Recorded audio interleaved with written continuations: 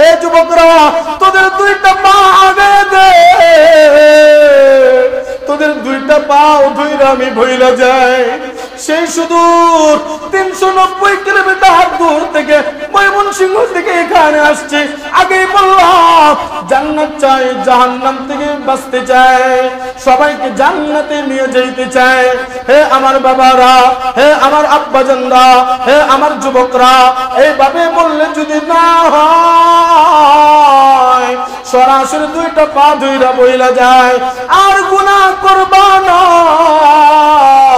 গুনাহ করলে জাহান্নামের আগুন সহ্য করতে পারবা না। দেখেন না 2 ফোঁটা চোখের পানি ফেলাইতে পারেন কিনা? জাহান্নামের আগুন তো সহ্য করতে পারবা না রে আব্বাজান।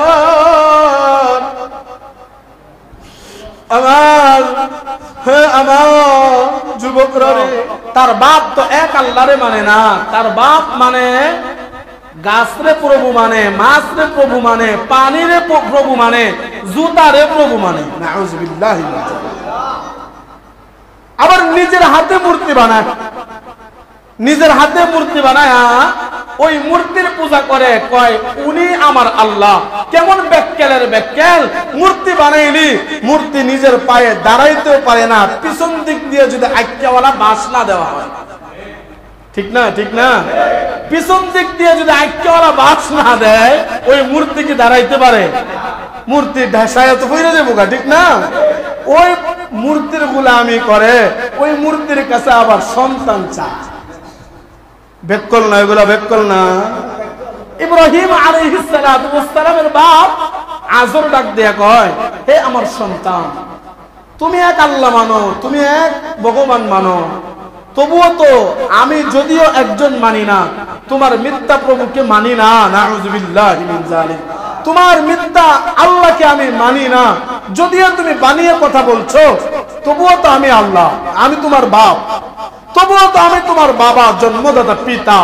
আমার আদেশ মানা তোমার জন্য জরুরি। যাও একটু আমার প্রভুদেরকে একটু দুধ আর কলা খাওয়ায় আসো। এখন আল্লাহর পয়গম্বর ইব্রাহিম আলাইহিস সালাতু ওয়াস সালাম, তার ঈমান কি মজবুত ছিল নাকি দুর্বল? মজবুত ঈমানওয়ালা। একটা পয়গম্বর দুর্বল কোন ঈমানওয়ালা ছিল না, মজবুত ঈমানওয়ালা। ইব্রাহিম আলাইহিস সালাতু ওয়াস সালামকে যখন তার বাবা আজর এক পাত্রের মধ্যে কলা দিবেন আর এক পাত্রের মধ্যে দুধ দিছে, কলা আর দুধ নিয়ে ইব্রাহিম আলাইহিস সালাতু ওয়াস সালাম রাস্তা দিয়ে রওনা হইলেন। মূর্তিকে খানা খাওয়াইবো, মূর্তির দুধ কলা খাওয়ায়া পুষব। ইব্রাহিম ডাক দিয়ে কয়, এক কলা এক দুধ নিয়ে যাওয়া যাবে না। ঘাড়ের মধ্যে একটা কুড়াল নিছে, কুড়াল চিনেননি? কুড়াল, ওই যে গাছ কাটে যে কুড়াল, আপনাদের পঞ্চগড়ে কুড়ালি কয়, তা গাছ কাটে। আমরা ছাত্র জীবনে মাদ্রাসার লাকড়ি চিপতাম, তাই না? আমি আর শাকিল তো একসাথে পড়ছি, আমরা এক মাদ্রাসাতে। তো কুড়াল ঘাড়ে নিয়ে ওই মণ্ডপের দিকে যাচ্ছে, পূজার দিকে, ওই যে কি বলে মন্দির, মন্দিরের দিকে যাচ্ছে। তো মন্দিরের দিকে যাওয়ার পরে মানুষে দেখে, সরাসরি তো ইব্রাহিমকে কিছু বলতেও পারে না, তো কি জন্য ইব্রাহিম রাস্তা দিয়ে যায় বুঝতে পারলাম না। আবার দেখি হাতে দুধ আর কলা, আবার ঘাড়ে কুড়াল। ইব্রাহিম আলাইহিস সালাতু ওয়াস সালাম কয়, দুধ আর কলা নিয়ে যাইতেছি, যদি মূর্তিরা খানা খাইতে পারে তাদের কপাল ভালো, আর যদি মূর্তিরা খানা খাইতে না পারে তাদের কপালের মধ্যে আজকে শনি আছে। কি আছে? তার কপালে আজকে শনি। যদি খাইতে পারো ভালো, না খাইতে পারলে আজকে একটা মূর্তিরও আস্ত রাখবো না। ইব্রাহিম আলাইহিস সালাতু ওয়াস সালাম ওই মন্দিরের মধ্যে যাওয়ার পরে, মন্দিরের মধ্যে যাওয়ার পরে 10 হাতে একটা মূর্তি থাকে, থাকে না একটা? কেমন আপনারা নিশ্চয় মন্দিরে গেছেন, পূজা দেখছেন, বেজাল আছে। হ্যাঁ, বেজাল আছে না? যারা গেছি আর জীবনেও যাবো না, আল্লাহ সবাইকে কবুল করেন। আর যেরকম আমিন। তো 10 হাতে একটা মূর্তি থাকে, ওই 10 হাতিটার মুখের মধ্যে ওই যে দুধ কলাটা ধরছে, এখন তো খায়ও না, লড়েও না, সরেও না, বেটকায় দিয়ে তাকায় রয়েছে। এখন যখন বেটকায় রয়েছে, খায়ও না, কিছুই বলে না, ইব্রাহিম আলাইহিস সালাতু ওয়াস সালাম ঘাট থেকে কুড়ালটা নিয়া আগে ওই 10 হাদিদার মাথাটা ভাঙে গেছে। আল্লাহু আকবার। 10 হাদিদার মাথা ভাঙার পর পাশে যারো ছোট ছোট মূর্তিগুলা থাকে, ওইগুলার মুখের মধ্যেও দুধ কলা ধরে, তারাও তো খাইতে পারে না।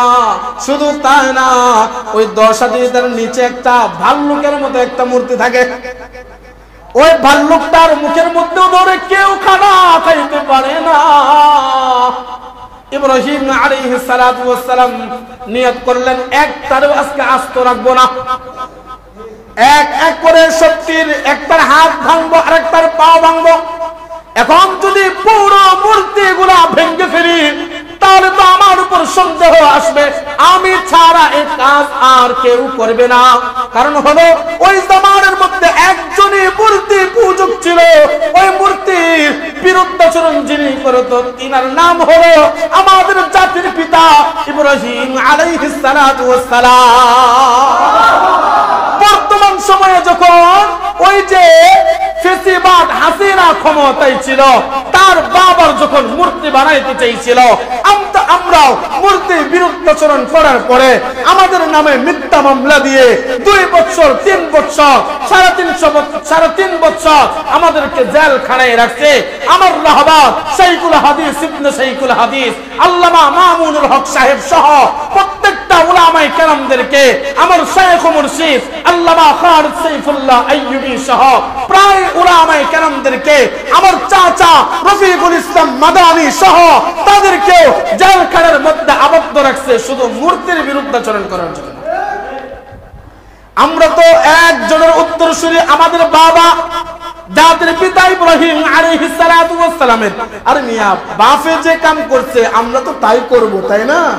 বাপে মূর্তি ভাঙছে, এখন বঙ্গবন্ধুর মূর্তি বানাইবা, আমরা কি এটা সহ্য করব? আমাদের দিয়ে কাজ হয় নাই।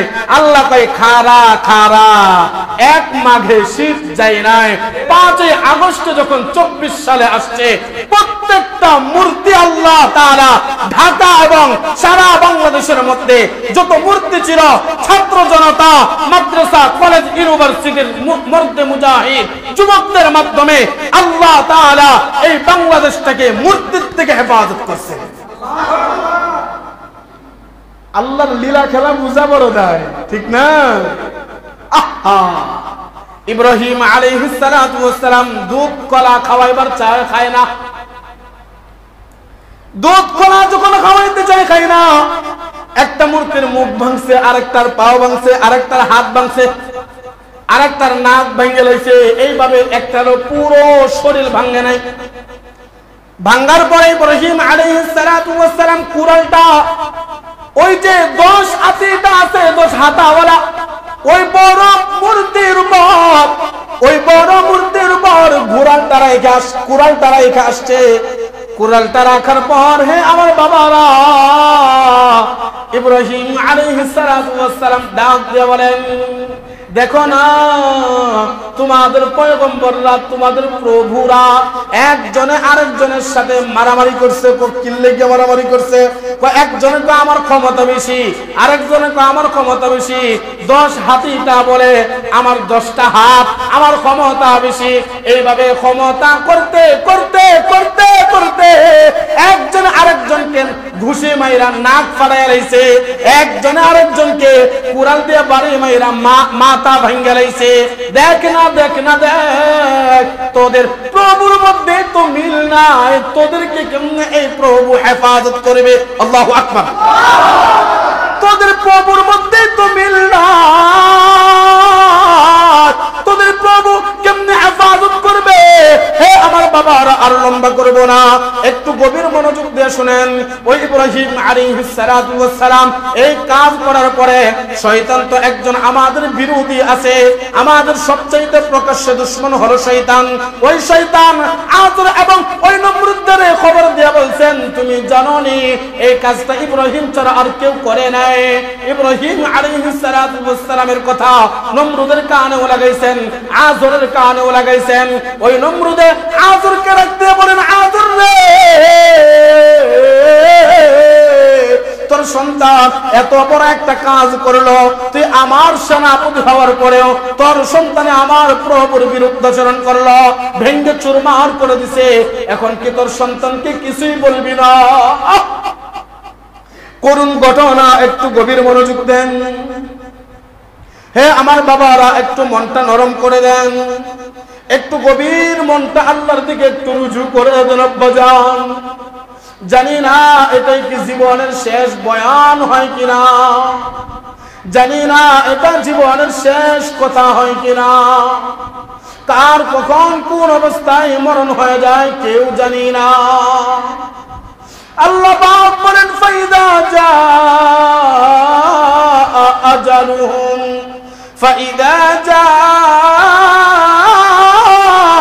আজালুহুম লা ইস্তাখিরুনা সাআতাও ওয়া লা ইস্তাকদিমুন।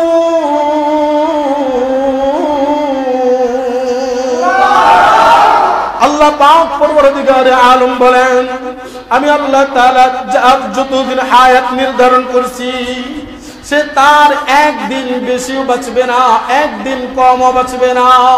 যার হায়াত যতদিন আমি নির্ধারণ করছি এক সেকেন্ড বেশিও বাঁচবে না, এক সেকেন্ড কমও বাঁচবে না। যার যতদিন হায়াত আমি নির্ধারণ করছি হায়াত শেষ তো আজরাইল আলাইহিস সালাতু ওয়াস সালাম হাজির হয়ে যাবে। হে বাবারা, দুইটা চোখ বন্ধ করে দেন।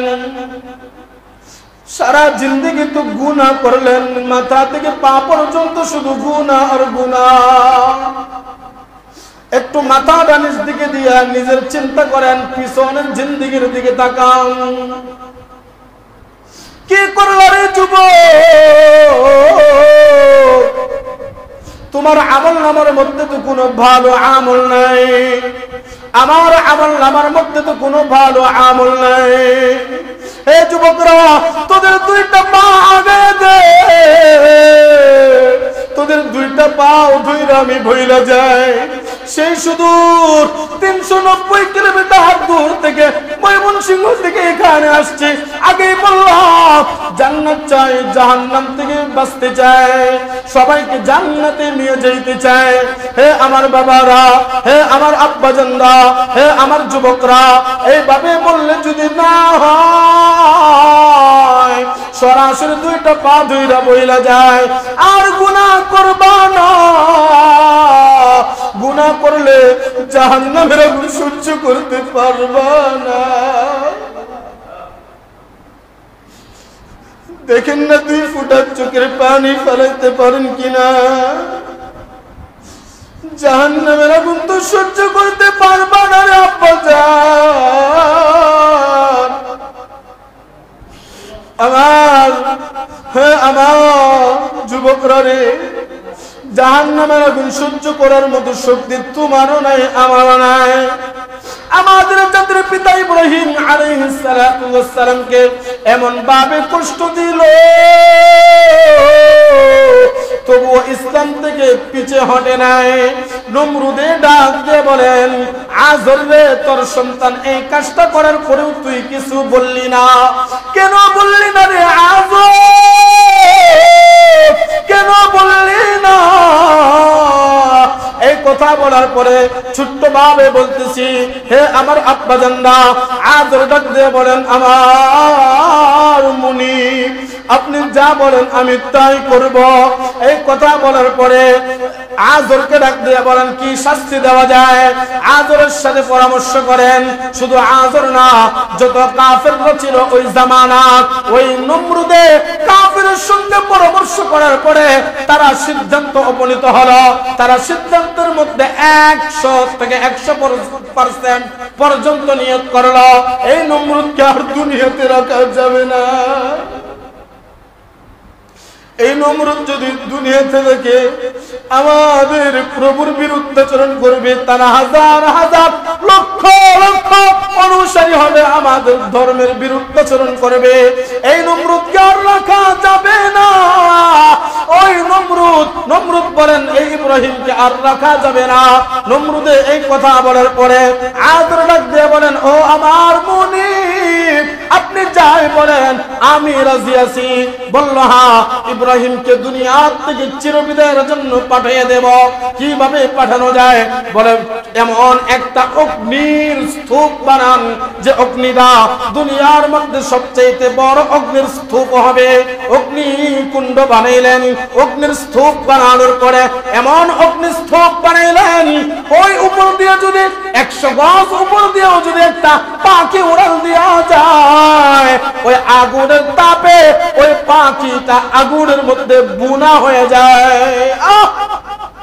বিশাল এক অগ্নি বানাইলেন।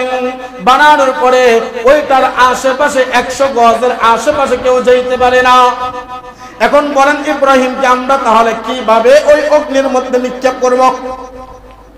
কেমনে নিক্ষেপ করব?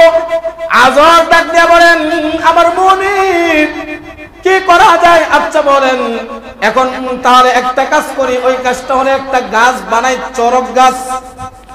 যে গাছটা আমরা এই দিক দিয়া দেখবেন অনেকেই খেরের পালা দেয়। খেরের পালার মধ্যে খের ওঠানোর জন্য বিশাল একটা বাঁশ লাগায়। বাঁশের মাথার মধ্যে খের বাঁধে। ওই বাঁশের মধ্যে খের বাঁধার পরে গুড়ার মধ্যে একজন লোক টান দিয়া খেরের পালার উপরে উঠায় দেয়। এমন ভাবে একটা গাছ বানাইলেন, চরক গাছ। গাছের মাথার মধ্যে ইব্রাহিমকে হাতে বাইদা পায়ের মধ্যে বাঁধবে, হাত পায়ের মধ্যে বাইদা আগুনের মধ্যে নিক্ষেপ করবেন। সুন্দর করে গাছটা বানাইলেন।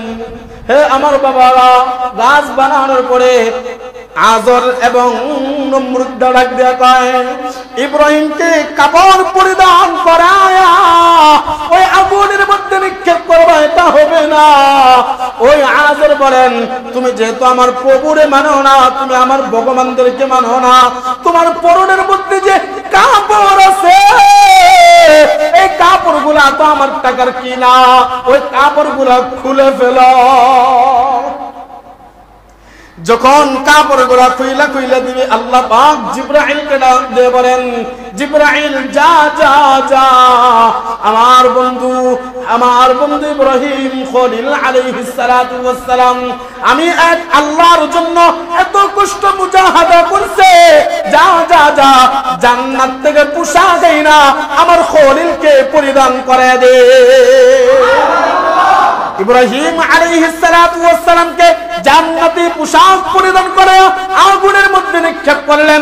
যখন আগুনের মধ্যে নিক্ষেপ করবে, হাত বাঁধলেন, পা বাঁধলেন, তাকায় দেখে সর্বপ্রথম ওই গাছের মধ্যে ধরছে তার বাবা আযর দইরা যখন আগুনের মধ্যে ফালাইবেন, আল্লাহ পাক আগুনকে ডাক দিয়ে বললেন, কুলনা ইয়া নারু কুনি বারদাও ওয়া সালামান আলা ইব্রাহিম।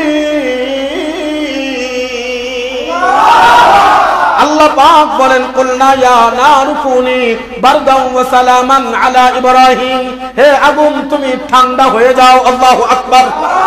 হে আগুন তুমি এমন ঠান্ডা হইবা না যেন আমার ইব্রাহিমের কষ্ট হয়ে যায়, আবার এমন গরমও থাকবে না আমার ইব্রাহিমের কষ্ট হয়।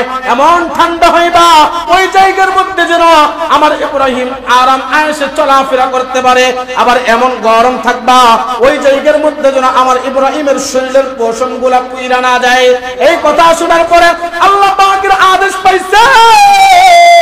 আদেশ পাওয়ার পর আগুন আল্লাহর আদেশ যা করছে ওই রকম হয়ে গেছে। আল্লাহু আকবার। ইব্রাহিমকে ফালাইলেন। ইব্রাহিমকে ফালানোর পরে 41 দিন চলে যায়। 41 দিন চলে যাওয়ার পর ওই যে নমরুদদের গোষ্ঠীরা, ওই আজররা ডাক দেয়া কয়, ইব্রাহিমের হাড্ডি গুড্ডে গুলো আমরা একটু টুকায় টুকায় আনি, সে তো পুইরা ছারখার হয়ে গেছে। ইব্রাহিম আলাইহিস সালাতু ওয়াস সালামকে যখন ওই আগুনের স্তূপ থেকে আনার জন্য সকলে দলে দলে ওই জায়গার মধ্যে অংশগ্রহণ করছে। অংশগ্রহণ করার পরে সবাই দাঁড়ায় আছে, ইব্রাহিমকে ওই জায়গা থেকে উঠাইবেন। আগুন তো প্রায় নিভা নিভা ভাব।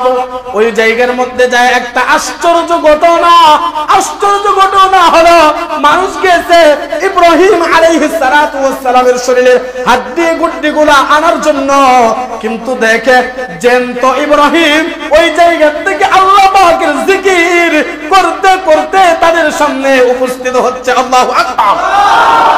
ইব্রাহিম আসতেছে, আশা দেখে নমরুদের তো মাথা নষ্ট। কিরে, ইব্রাহিমকে আগুনের মধ্যে ফালাইলাম, আগুনে পুড়ে ছারখার হয়ে যাইব, কিন্তু এখন তো ইব্রাহিম আগের চাইতে আরো মোটা তাজা হইয়া আগুন থেকে আসতেছে। কেন আসবে না? ওই জান্নাতি খাবার খাইছে আগুনের মাঝখানে বৈশা বৈশা। আল্লাহ সকালেও জান্নাতি খাবার খাওয়াইছেন, দুপুরেও জান্নাতি খাবার খাওয়াইছেন, রাত্রেও জান্নাতি খাবার খাওয়াইছেন। ওই যে মুক্তি পাইলেন, মুক্তির তারিখটা হলো 10 মুহররম, আশুরার দিন। সুবহানাল্লাহ। এখন এই আশুরার ফজিলত আছে না নাই? এখন আল্লাহর রাসূল সরকার দু আলম নবী আর লম্বা করব না, অনেক সময় হয়ে গেছে। আল্লাহর রাসূল যখন মক্কা থেকে মদিনায় হিজরত করে গেলেন, ওইখানে দেখেন মদিনার লোকেরা একটা করে রোজা রাখে। কয়টা? একটা করে রোজা রাখে। এখন একটা করে রোজা রাখার পর আল্লাহর রাসূল জিজ্ঞাসা করলেন, তোমরা একটা কি জন্য রোজা রাখো?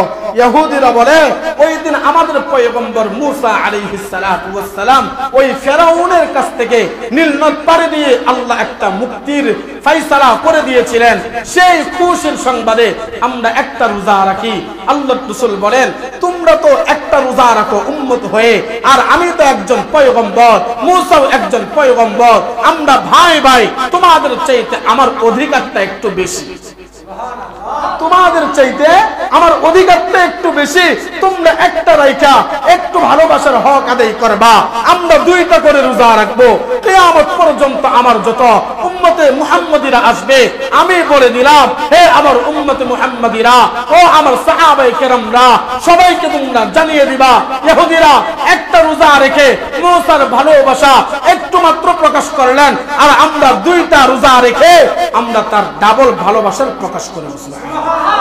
এই জন্যই তো এই 9 এবং 10 অথবা 11 2 তারিখ যদি কোন দুইটা রোজা কেউ রাখে, আল্লাহর রাসূল বলেন রমজান মাসের পরে সবচেয়ে দামি আল্লাহর কাছে মাস হলো এই মুহররম মাস। এই দুইটা রোজা যদি কেউ রাখে, 1 বছর রোজা রাখার সওয়াব আল্লাহ দেন।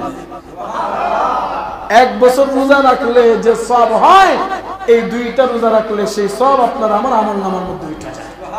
এই জন্য বলি বাজার, এখানে যারা আমরা উপস্থিত হয়েছি, শুরু করেছিলাম অল্প সংখ্যক কিছু মানুষ দিয়ে, কিন্তু অনেক মানুষ হয়ে গিয়েছি। আজকে এখান থেকে আমরা একটু কান্না করে আল্লাহর কাছে মুক্তি চেয়ে যাইতে পারবো তো ইনশাআল্লাহ। আল্লাহ পাক আমাদেরকে আজ এই আশুরা উপলক্ষে যে আয়োজন করলাম, সেই আয়োজনকে কবুল করেন। আর জোরে কোন আমিন। আল্লাহ পাক আমাদেরকে এক ও নেক হয়ে দুনিয়ার মধ্যে চলার তৌফিক দান করেন। এই রাত, এই আশুরার 10 তারিখে হচ্ছে মুক্তির দিন। এই দিনে আশুরার 10 তারিখে আল্লাহ পাক অনেক পয়গম্বরদেরকে মাফ করে দিয়েছেন। আমরাও যদি আল্লাহর কাছে চাওয়ার মতো চাইতে পারি, আল্লাহ আমাদেরকেও মাফ করে দিবেন। এই জন্য আল্লাহর কাছে চাইতে পারবো তো ইনশাআল্লাহ। আল্লাহ পাক সকলকে কবুল করেন। সকলে দুরূদ শরীফ পড়ি। আল্লাহুম্মা সাল্লি আলা মুহাম্মাদ ওয়া আলা আলি মুহাম্মাদ কামা সাল্লাইতা আলা ইব্রাহিম ওয়া আলা আলি ইব্রাহিম ইন্নাকা হামিদুম মাজিদ। আল্লাহুম্মা বারিক আলা মুহাম্মাদ ওয়া আলা আলি মুহাম্মাদ কামা বারাকতা আলা ইব্রাহিম ওয়া আলা অনেক লম্বা আলোচনা করে ফেলেছি।